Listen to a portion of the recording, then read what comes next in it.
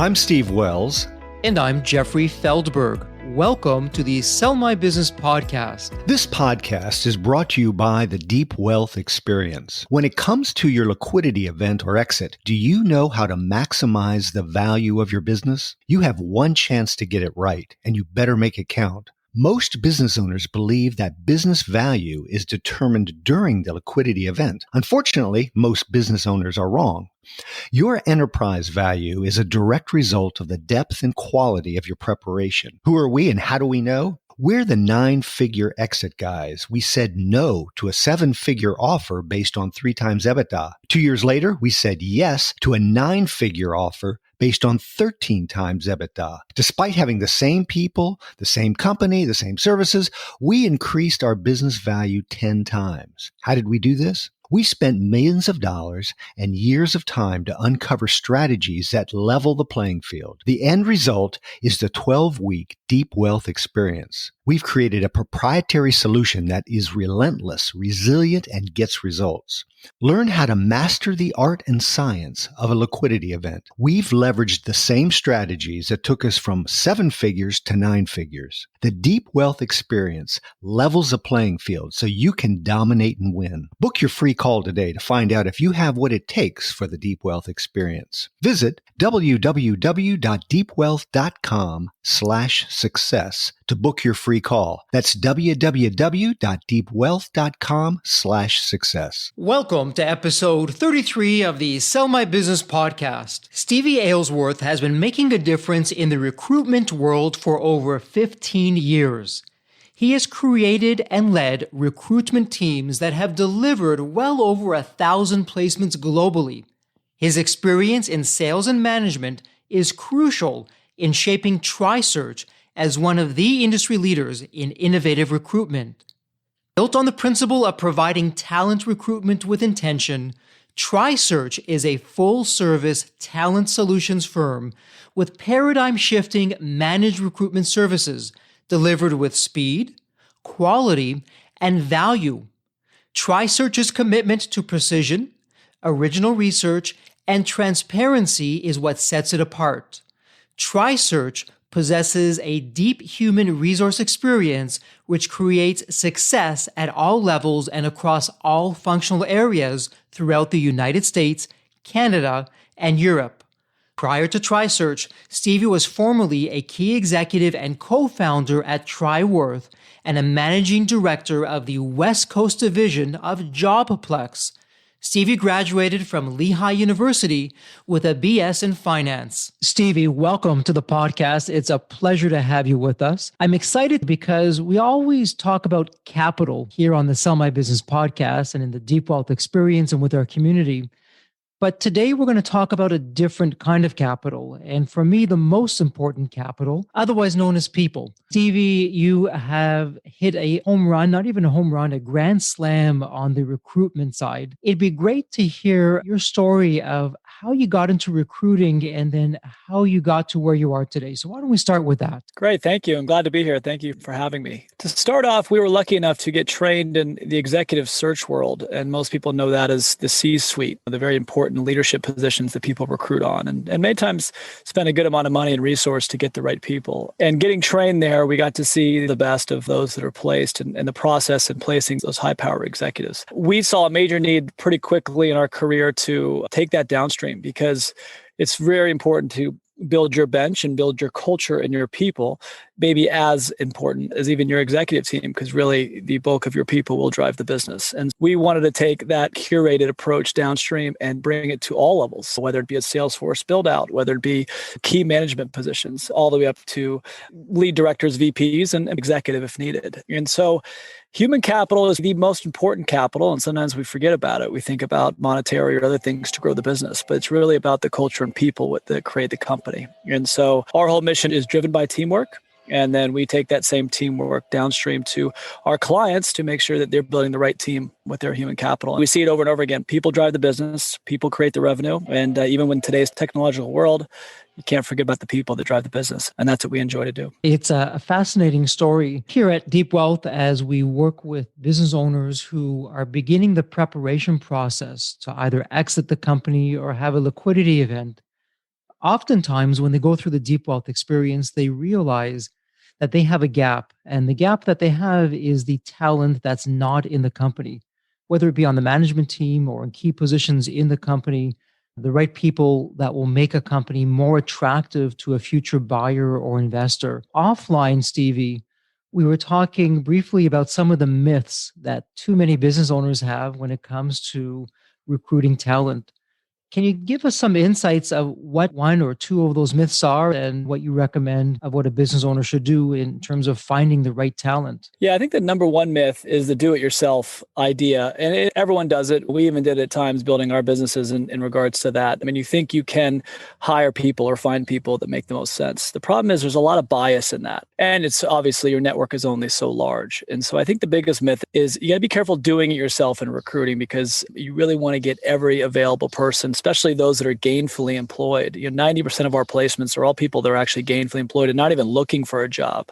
They're not looking for an opportunity. Yet we find them and educate them on that potential scenario. And those placements are very successful individuals that never thought they'd make a move until they heard about a great opportunity. So the number one myth buster must be the do-it-yourself model. I always joke that in recruitment, and this is true, that we're the most underpaid service there is if it's really a successful person that's placed. And then obviously it could be overpaid if it's not the right person. And that's why we put guarantees in place to make sure they stay. And if they don't, we replace it for free. That's the key, is the do-it-yourself model. I think the other one is you can sometimes do everything internally, which is true to a certain level. Internal recruiters are great and they're very important to have on your bench and have on your team, but there's a lot of restrictions there in regards to that. You cannot really go aggressively after the best talent in the market. Many times you cannot go to competitors that you would like the proper training of that individual to come from. There's a lot of hands-off and restrictions that exist in that scenario. And so while we always encourage for a company to build their internal bench, it's key that you in tandem and partner with an outside source to get all the talent out there. And so you're not restricted to the best people because it's all about hiring the best people, not the available individuals for the opportunity. And then the third myth would be that all recruiting is the same. I think there's a lot of variances in how recruitment is done and how it's executed. And there's a lot of variance in agencies and how they do the recruitment. And so it's very important for an individual to think about recruitment. There's a big difference between the contingent recruitment model and the retained model. Contingent is hiring on placement and then only paying a fee once someone is actually hired. It has its place, especially in certain industries and specific specialties, but it has its limitations. It's very candidate specific and will not really be client centric. A great candidate will be shown to many companies, which sometimes creates problems. And then you have the retained side, which is truly investing and retaining an organization, whether it be executive search or downstream like us. And that's the other side. To know both sides, they're two completely different animals. And that retained is very partner-centric, very client-centric. It works wholly and completely on behalf of the company to find them the best people. So it's important to know those two differences and when they make sense. So Stevie, most of our clients and people that we work with are business owners, and they're looking for some liquidity event. And one of the steps that we counsel them, and companies differ on what they need, is developing a management team, because they're going to be very involved in this process of exiting, bringing in a merger, and they've got to step away from some of the day-to-day operation. And they also don't want the future potential buyers to look at them as being so necessary for the business ongoing success. So outline for our listeners a process. If I want to build out a team, it could be as high as a president or some of those C-level people. What do I need to look at as far as a timeline and how to onboard these people? What would be the process to begin to do something like that? I think first step of the process is self-assessment. What are you lacking either with yourself or your management team currently? And where does that hole need to be filled? I think sometimes that's the toughest thing for organizations to do.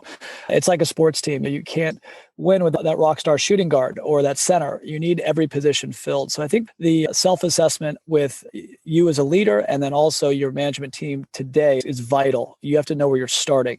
Then once you know where you're starting and where your potential weaknesses are, which I believe is a strength, because once you know that, you can fix it, then you would go out and you would specifically target the strengths that you need to round out that team. And so that's the first thing. Timeline is a 60 to 90-day process to hire the right person. We pride ourselves in being under 60. That's very fast for the industry, but sometimes I think it's key because companies don't have much longer than that many times. They need to get the right person quickly. So we like to keep it under 60, but 60 to 90 is particularly with high-level executives. Many times it is a 90-day time frame, especially with packages and compensation plans and complexities with their level. It may take 90 days to fully onboard someone. So that's the estimate to predict. So you want to get started a good quarter or 3 months before, or you really feel like you have to have the whole team in place. Stevie, as a follow-up question for you, really, when you think about it, to spend the time and the money in bringing in new talent, new human capital, it's an investment in your future, it's an investment in your company.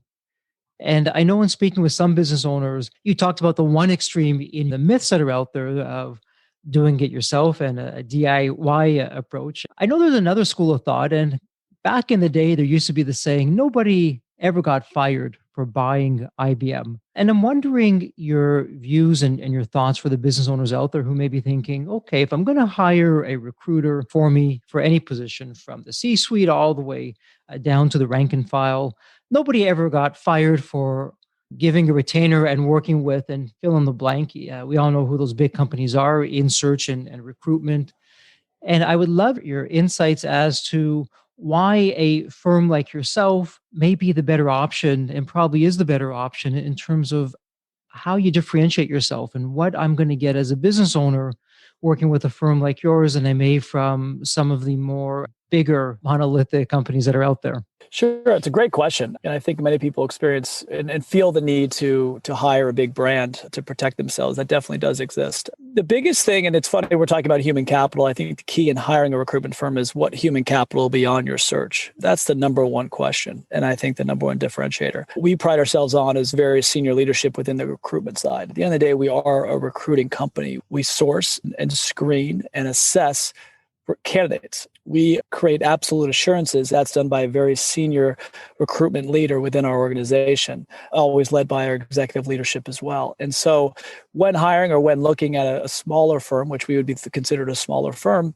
it's really about the people that are dedicated to it. And we're nimble and small enough to put the absolute best in front of these clients and make sure that it's executed. So that would be my thing, is that it's about who the people are on the project. Just coincidentally, we're hiring people too. And that can vary quite a bit in a big organization. They have ways that they need to operate and employee counts that make their business more complex. And so we pride ourselves on being able to provide the best talent on our end directly to that search. And that's key, because if you asked anyone that had a search experience, I think they would probably say the number one thing was, okay, who was the account manager on it? Who drove the search from the client side? And then who was doing the recruitment on these candidates? How are they being communicated to? How are they being treated through the process? And then communicated over to the client. And I think that's the key. You never can take the human element out of every aspect of this business. We pride ourselves and we're proud to say that we would have the best recruiters, most senior recruiters on these searches.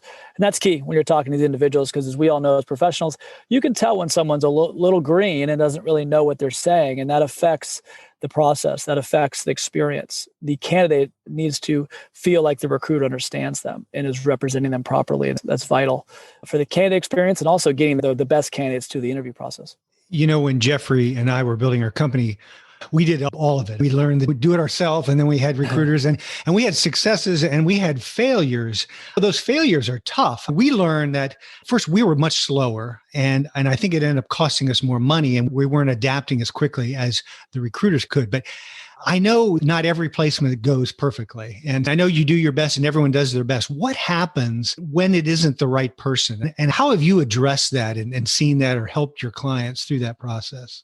Yeah, it's a very important question. And we like to say that we're 100% insurance guaranteed because we provide long-term placements. You have to guarantee the candidate. At the end of the day, we're dealing with humans that are changing their lives, that have many facets and complexities in their own personal life that drive their career. And so you may have a great candidate you hired, and due to family circumstances or geography or whatever it may be, they got in the job for 3 to 4 months and it just didn't work out. Or it could be a performance issue, or it could be a personality issue with a leader. There's a million different varieties, as we all know as people, that people can have challenges. And so it's vital that you have a long-term guarantee.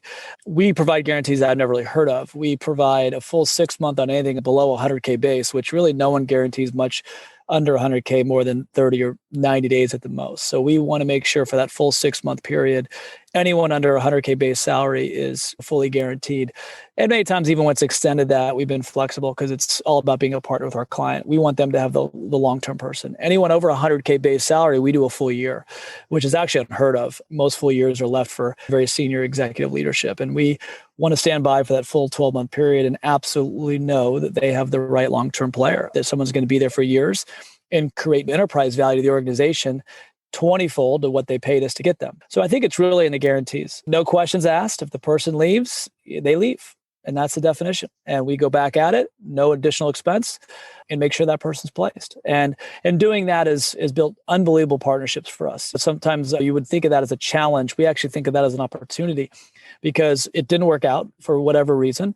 And we stand behind our client. And when we make that replacement and they stay for a long time, we have a client for life. They're with us because we knew that they know we stood behind them. And that's key because you can't insure people, but you can insure your process. And that's what we do. And maybe a quick follow-up. So what can you do to make sure that doesn't happen? What are the steps, the screening, the testing, the thinking about who you need? What are the things that you need to think about to make sure you get the best candidate? I think first thing is actually a very good kickoff. Kicking off the search is vital. And sometimes people don't think of that. They're like, oh, go to the search. Okay, go. But it's really where you start. Back to where I talked about the management team knowing their weaknesses.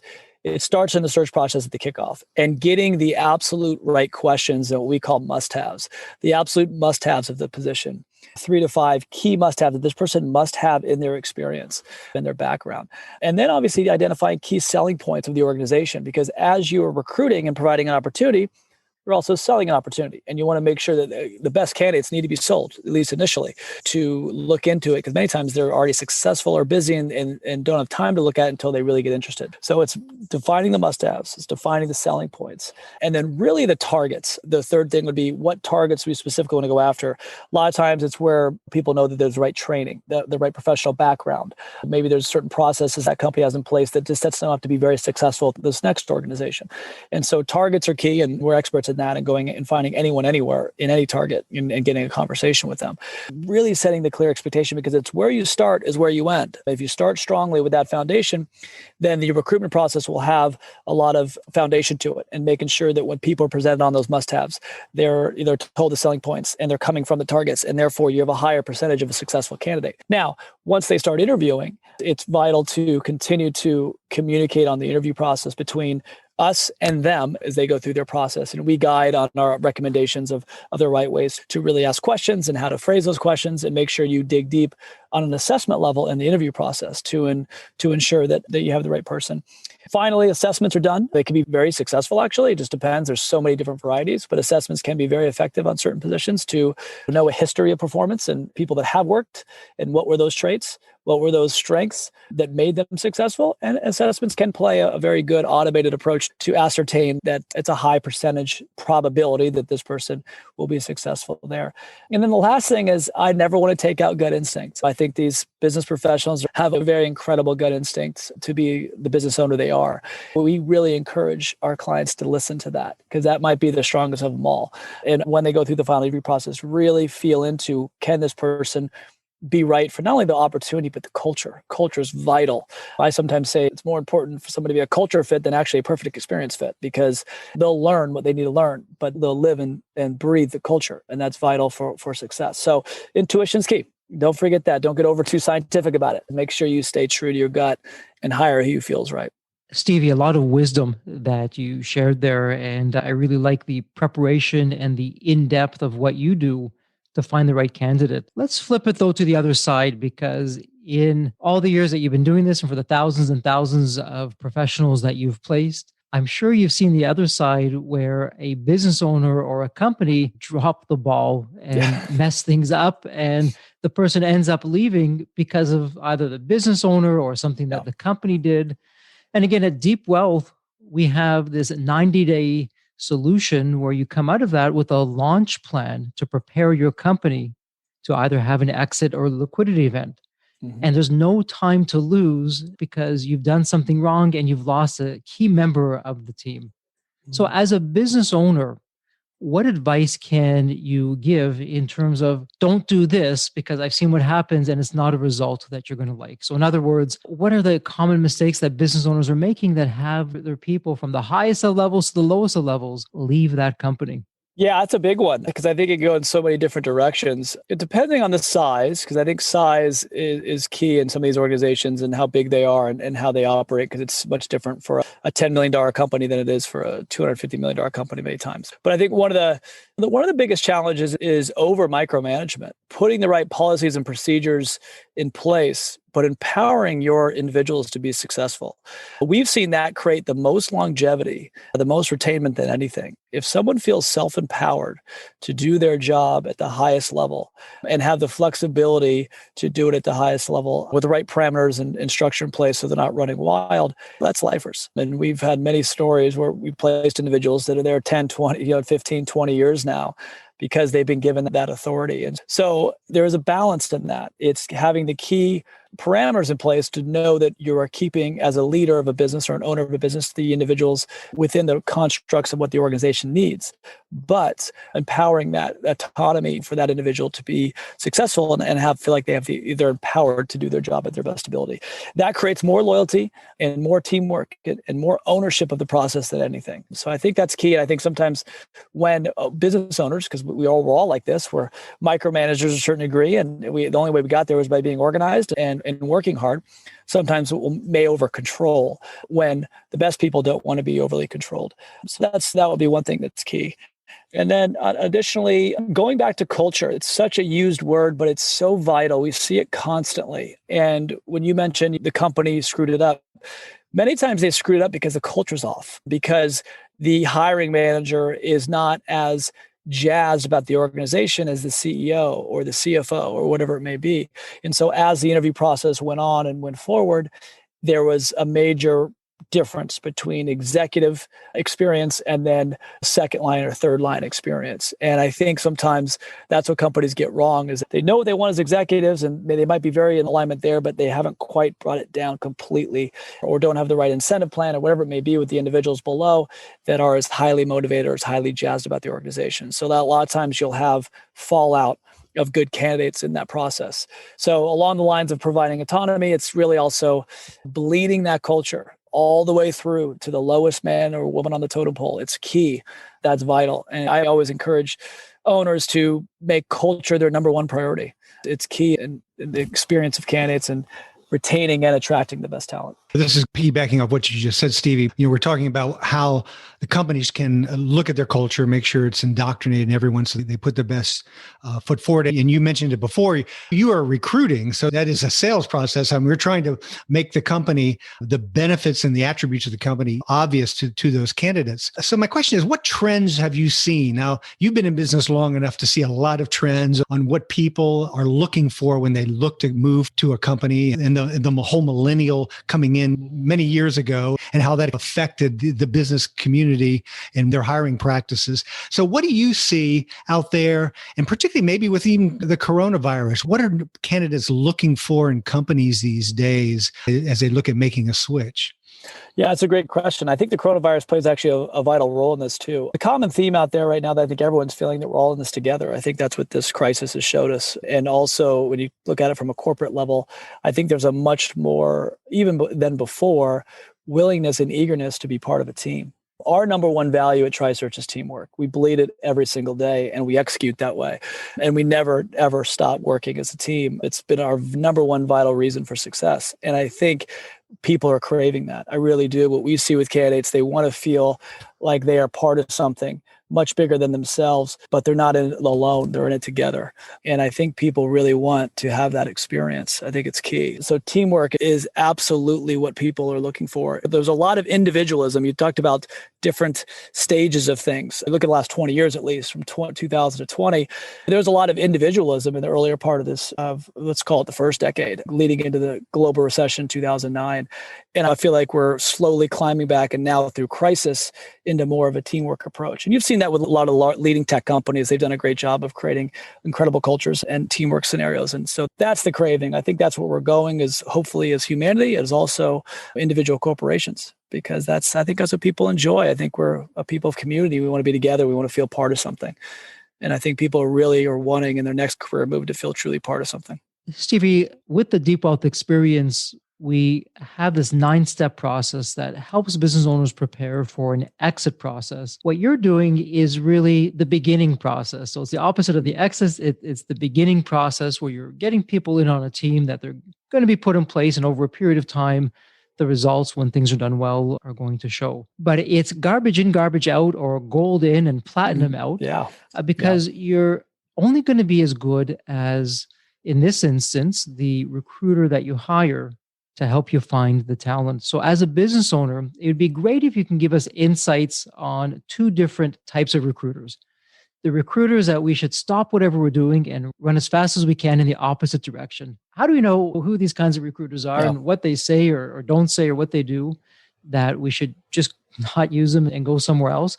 And then the flip side of that, how do we know that we have a real deal when it comes to a recruiter that we should be working with? A great question. So as far as what to move away from would be someone overly transactional. If recruiting has any bad rap, it's that it's transactional, right? You place someone, and what happens in recruiting, and I hate to see this, but it does happen, is that when someone gets too candidate-centric, when they're too about the candidate, candidates are important, but what's challenged with that is they'll shop the candidate to a lot of different organizations. That creates problems. You take an A-list candidate, amazing person and great worker, et cetera, and then you bring them to multiple organizations, you never get a clear path or a clear vision of, are you going to really hire this person? Can you really get them? And who are they interviewing somewhere else? And there could be circumstances where that candidate is placed a different place later, even taken from that recruiter.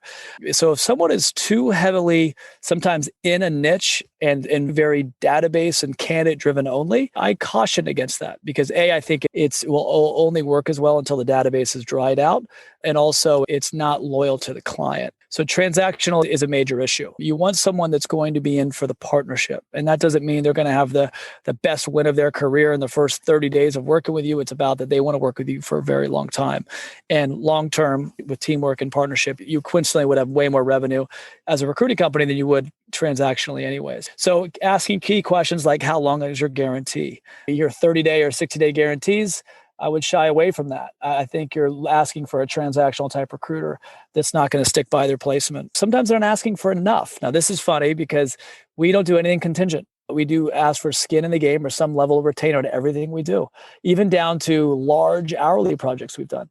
And it's a sales process because most clients initially are like, oh, I'll pay you when I hire somebody. But it takes 2 to tango, and you need to make sure that there's a partnership and there's a relationship set, and sometimes money does that. So if someone is too, hey, I'll do it for free, you might get a hire at some point, but it's going to be choppy and it's not going to be a partnership committed because they can't fully commit to you. If you're not paying them till you hire somebody, they have to show a good candidate to everyone they know, and that creates problems. And so I would shy away from the transactional setting and look for someone that's going to truly partner with you, that's going to stand up and stand behind a guarantee. Not everything goes perfect. We have people fall out. That happens. They stand up and they say, you know what, we'll replace that at no additional expense. We're here with you for the long run. And then lastly, who's going to work on the search? Do you have multiple people? Do you have a true account manager, senior recruiter, a sourcing team? Things that we put to everything we do, and making sure it's just not a one-man shop or a person in their garage slinging resumes. And that exists. You want to make sure you have a real organization that's going to put enough depth and breadth in their execution side to get it done, because recruiting takes time. It's a lot of people, a lot of calls, a lot of communication, a lot of send outs, a lot of failed discussions, a lot of more candidates that don't make sense, way more than do. So that takes manpower and that takes man hours. And you need to make sure that company has the man hours to do it right, because even an incredible individual recruiter only has 24 hours a day, only has 12 to 15 hours of work. So that's my caution. Anyone too transactional, not partnership or teamwork centric, I would shy away from that. What's funny when you mention that, that's good advice for so many areas. What I'm thinking of is the advice we give people trying to hire their exit team advisors. You're going to sell a company, maybe someone on your team, maybe it's even psychologically, has more motivation for the buyer because there's more transactions happening to the buyer than your one transaction. And I guess it's just human nature, isn't it? That you have to understand where people's pure allegiance lies, and that's where the teamwork really pays off.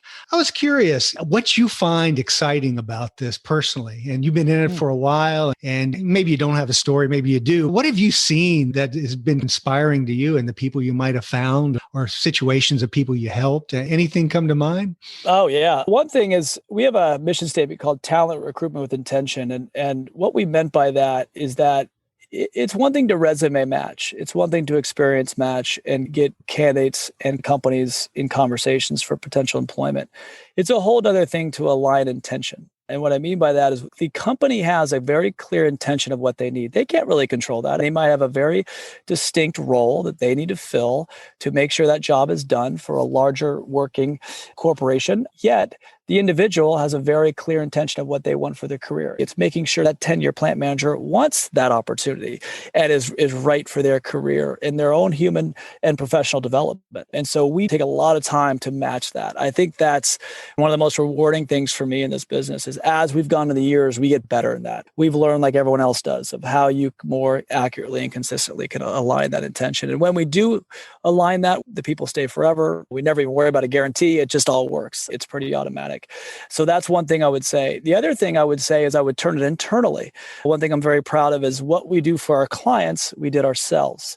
So we walk the walk, and we have built an extraordinary team of individuals and professionals all across the country. I think myself and my 3 partners in this business don't do near as much as what those individuals do for this organization. And I think a lot of what we've said and coached and preached to our clients and assisted them with, we did internally, leading with teamwork and leading with autonomy and leading with the ability for that professional growth and development, but also making sure the intention is aligned, making sure they really want to work for TriSearch. They are going to be able to do what we need them to do because that will provide job security. So that's really been neat for me, at least being in this for 20 years, to look back and say, oh, wow, we really are doing what we're preaching and it's showing in our results. And so that's been awesome. And I think the last thing I would say is there is no better feeling when you get a message or one of our recruiters gets a message from a candidate where you really shifted their life. That's a really beautiful moment because it's that person, their family, they went up 30% in income. They ended up in the geographical place they desired to be. They got their dream job as far as what they're doing on a day-to-day basis. And that is just the best because it's a key part of all our lives. We spend a lot of our hours in our career. And when you could really up-level someone's opportunity, that's a pretty awesome thing. And so we love getting those messages. We get them constantly. And then when the clients love us too, that's important as well. Good references are really amazing, which is awesome as well. But when the individual person and family has a big shift in their life, that's a pretty cool thing. Stevie, with this next question that I have, I'd like you to picture a business owner who maybe they've been hiring internally, or maybe it's been haphazard. They haven't had the chance to work with a professional, but after hearing you talk, they're okay, sign me up. I'm going to find the right person and I'm going to get this going. There's different kinds of business models out there. And I know that you've come up with a unique and innovative business model with what you're doing at TriSearch that would be great to hear you talk about. But before talking about some of the things that you've been doing that are innovative, what should somebody expect in terms of what they're going to pay a recruiter? Earlier in the interview, you segmented it of under 100K for some positions and over 100K. Mm-hmm. I don't know if that makes a difference or not in terms of what you'd look to see in a business model, but what would that look like if you find a recruiter that you like? How do you know the business model is something that's in line and is going to make sense? What would be your recommendations? Yeah. So first off, to give you the whole scale of the scenario, on the least expensive option is the contingent option where you would be looking at no money up front, but maybe a 25 or 30% fee of compensation on successful placement. Many times that will come with a pretty short guarantee, maybe 30 to 90 days. And that's one option to look at. The other far end is the retained executive search option. And they would predominantly be a third of compensation, 33% of, and many times total compensation at that level. And then they would back that out. A third of the fee is due on engagement. A third of the fee is due on successful representation of 3 or more candidates. And the final third of the fee is due on successful hire placement. Sometimes it's not even on hire, it's just after a certain time frame in those positions. But that's what you could expect on the very highest level, CEO of Disney, that type of search. And then there's the middle ground, which I'm a big fan of the middle. I feel like it's a very good place to be, somewhere in the middle. And so we are many times some level of retainment. It varies on compensations and levels and projects and volume of searches, but some level of retainment on engagement, a majority of the fee on successful placement, long-term guarantee with that. So we basically take more flexible pricing, not like contingent, but similar in the fact that a lot of our fees are performance-based, and long-term guarantees like the executive search world does, where they're very highly insured candidates for the placement. And so we take best practices on both sides and create them to be in the middle. We believe there's a balance that makes the most sense. There's a give and take for both sides that seems to work really well for us. Stevie, as we begin to wrap this up, are there anything that we might have missed or something that you think is very important, a few takeaways for business owners as they look at building out their team and particularly in today's environment and how they go about that? Anything that you'd like to share? Yeah, I think one thing that's been a beautiful experience for us is a lot of times our longest term clients have become dear friends. And I would encourage a business owner to look at a recruiting relation that way. It's very easy to be like, oh, this is going to cost me money. But if they can flip the script on that a little bit and say, let me take the time to find someone I really like. We as humans love to work with people we like and trust and provides the right business model for me. And that might be one of the three options I gave you. Sometimes contingent makes sense for certain organizations, and that's fine.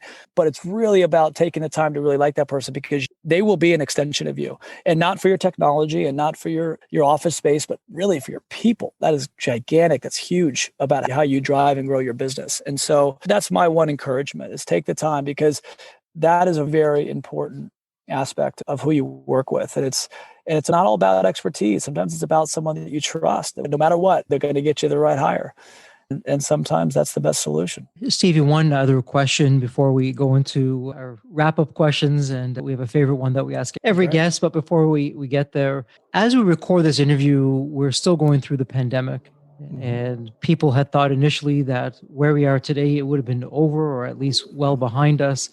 And that's not the case. So as we look into the next 3 months, 6 months, year, or even beyond that, what can a business owner expect in terms of this new environment, this new pandemic environment, when it comes time to find new talent and hire new talent? What's changed out there that you've seen, or has it changed in regards to recruiting and hiring? I think one thing everyone can expect is more unknowns. I think that's a given. But I also think there's opportunity in regards to there's going to be a lot of shift in talent. And we all know that service sectors are getting hit pretty heavily. Anyone with close personal contact as part of their business model is an extreme challenge right now. And I feel for all those incredible companies that are really struggling in this time. And obviously the individuals that are struggling with this virus as well. So it's a very tough and tumultuous time in that regard. Yet there's a lot of opportunity in the sense that there's talented people out of those industries that may be shifting into others.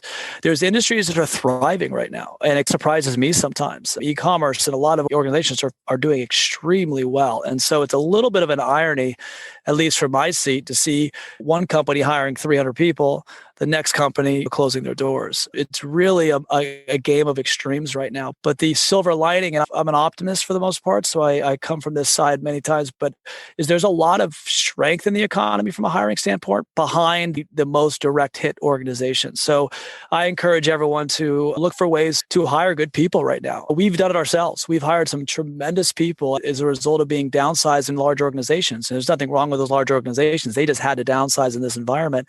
We were able to get some incredibly good talent that we may not have got otherwise due to that. So we went into this crisis a little bit differently than we did in 2009. 2009, we were almost a little bit of a deer in headlights because it was such a shock to our financial system. And we didn't know how much hiring, and it was true. Hiring did slow for quite a bit. The big difference we're seeing now is it's more of a bounce where hiring stopped for 60, 90 days, but it's steadily come back since June outside of service. But there has been shifts and changes within organizations that's opened up talent, that's released talent that are really good. They were doing a great job at their job. They just got released circumstantially due to the pandemic. And so we have done that ourselves, as well as have helped clients really get a lot of those very talented people out there. So I would say if you're able to, if your revenues warrant it, it's a good time to hire, actually. I think you can find great people and build your organization very nicely over however long this still exists, as long as you're able to produce the revenues you need to in this environment. So Stevie, here's a fun question we get to ask everybody. I always love this question. I'll make up the story here. You must have a high-tech client, I bet, and they've developed this time machine that allows you to go back in time and says, hey, Stevie, come over. I want you to jump in this time machine. I want you to go back to your young self. So you go, okay. So Stevie, you jump in there and you go back, I don't know how, 20, 30 years, and you get to see yourself. And what do you tell your young self? What advice, what few points would you say now that you've lived your life up to this point? What would you give yourself advice for that young Stevie back then?